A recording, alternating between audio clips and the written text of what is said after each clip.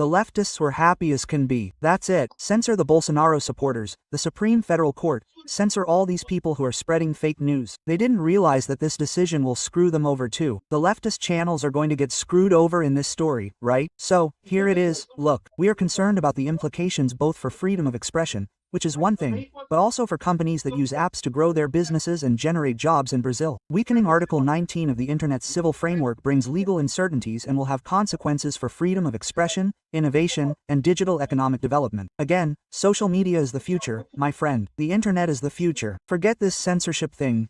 That's a thing of the past. And I say, I'm more radical about this, I admit. I think intellectual property is a thing of the past. It's over. It doesn't exist anymore. Forget it. Build your business model without counting on intellectual property because it doesn't exist anymore. And oh, many other innovations are coming. And then you have an option. You can cling to the past, even if you don't want to, because today's modernity is wrong, everything is wrong, you can't, which is what the STF is doing. And what will that do? It will set Brazil back. It will lead Brazil into a backward state without any gain whatsoever, because it is inevitable to move in that direction, right? Well, Google also expressed concern about the new legal scenario. The company stated that it is analyzing the consequences of the decisions, especially the increase in cases of removal by notification. There is a point here that I think is very important.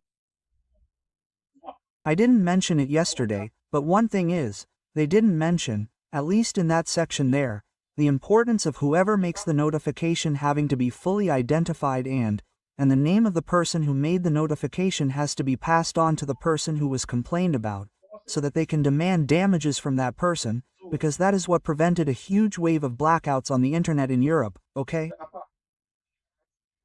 Imagine the following situation. Nowadays, due to the Supreme Court's decision, anyone can turn around and say, "Oh, I don't like Dan Capsule. That beard of his is really ugly. Hey, that's a hate crime, censor Capsule's page." Quote, so what's going to happen to Google? It's very risky for Google not to accept this notification, because, you know, it becomes responsible, jointly responsible with me in this story. So, what's its tendency? It goes there and takes down my channel. That's something Google can do, but there's nothing wrong with my channel. I criticize the government a lot here. It's true. I call Zandau the. I call Flavio Dino the fat rocambole from hell. The fat rocambole from hell. But other than that, I don't make any criticisms, no anti-democratic acts, no hate speech here. So, if the person who makes this notification to Google puts all their names, all their records, stuff like that, I won't do that, okay?